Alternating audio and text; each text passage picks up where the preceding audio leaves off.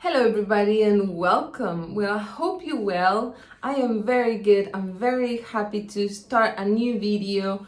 This video I'm starting it because I had a couple messages asking me if I could talk about anorgasmia, which is most commonly known as a sexual dysfunction that affects many people, women and men. And today we're going to talk about both of them, but also we're going to talk about men that have orgasm without ejaculating. We're going to talk about that at the end also, but let's start then with women, because although some stories are behind in the same case, but the conflicts are a bit different from one to the other one.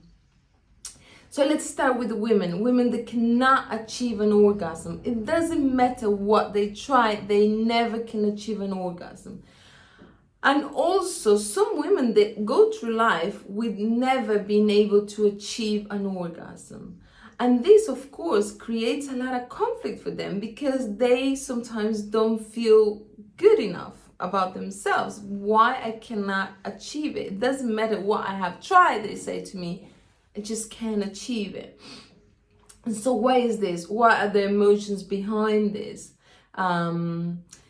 dysfunction? Well, the emotions behind, we always have, the first thing I will go to with any time there is something sexually related, I will look for sexual abuse, rape, incest in the family. All of those, I will look for that first. That's the first place I will go. But also in the person, I will look for sexual abuse, molestation, rape, incest, all of that in the person and not just in the family clan. And this, of course, creates a blockage because I can't have pleasure. And that is the basic conflict. I cannot have pleasure. And although that's what you're looking for consciously, but unconsciously is you can't have it. This goes because of these traumas maybe that they went through, but also because maybe they live in a family where church and religion was very tight there and very strong rooted in the family, where sex was not seen as a good thing, and even worse if you had pleasure for that.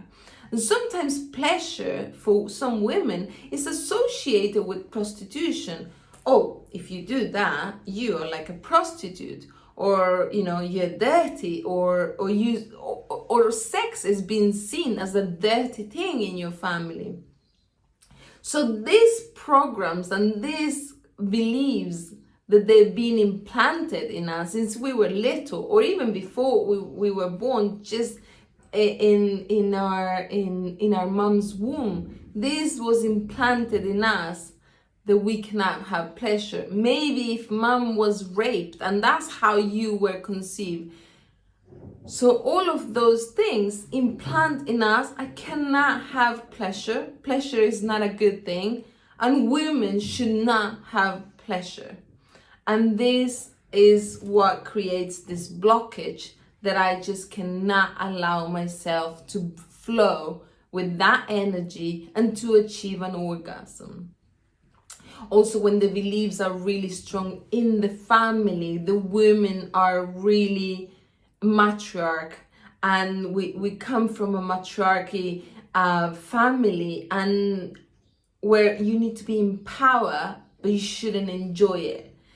So we need to look for all of this because it's truly all here and in our biology of what we believe about sex and pleasure.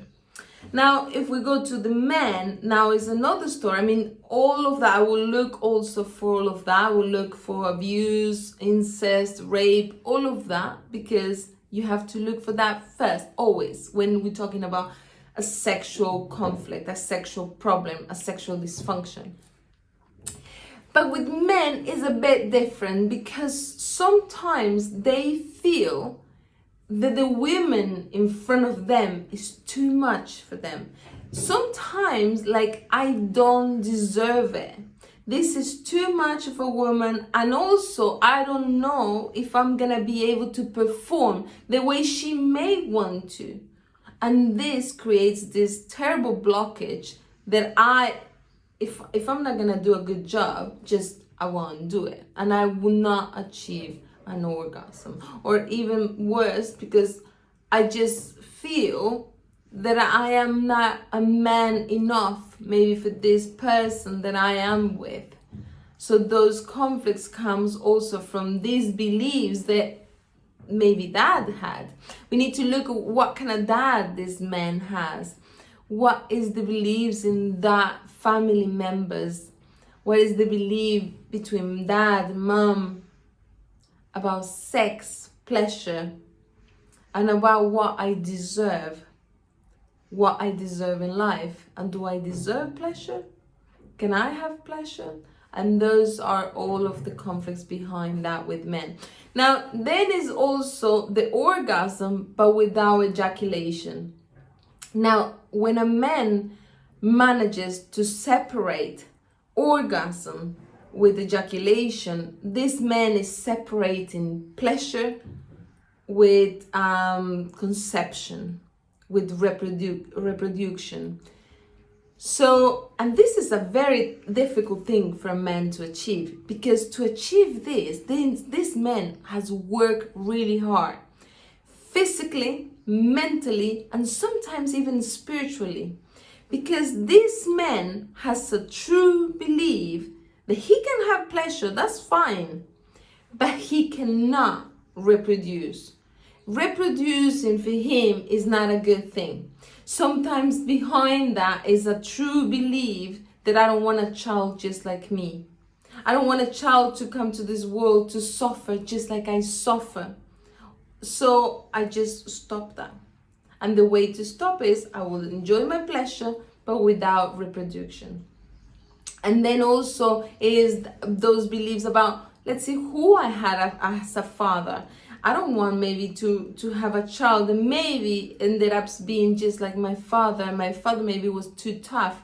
And I actually had an experience with a consultant once where he was a man, and he had a partner that also was a man, and he had achieved this. He managed to achieve orgasm without ejaculation. He worked really hard, and he was proud of that. Actually, he was really proud of this. But he was terrified. When we went deep on those emotions, when we went deep on that family, he was petrified of having a child that was going to be just like him, that he was going to suffer like he did, that he was going to struggle, or that maybe he was not going to be a good father for this child. So for that, he stopped the ejaculation, but he did enjoy the pleasure. This is really, really difficult, because then you have to reprogram again and separate those things and say, okay, I can have pleasure, but I can also ejaculate, and it's okay. And that doesn't mean I'm gonna reproduce and I'm gonna have a child. And you may say, well, hold on a minute. You just said there was two men together. Clearly they can have children. So why would he stop ejaculation? Because it's deep penetrating in our unconscious. Our unconscious is saying, when you ejaculate, you have children. So don't do it. Don't do it. It doesn't matter. The unconscious doesn't see if it's a man or a woman. It doesn't matter for the unconscious. For the unconscious, is if you ejaculate, you can reproduce. So don't do it. Stop that there. Well, I hope this video has helped you. And if you have any questions, any comments, please leave it below, and I will be very happy to answer them. So with this, I leave you to the next video. Take care, and bye-bye.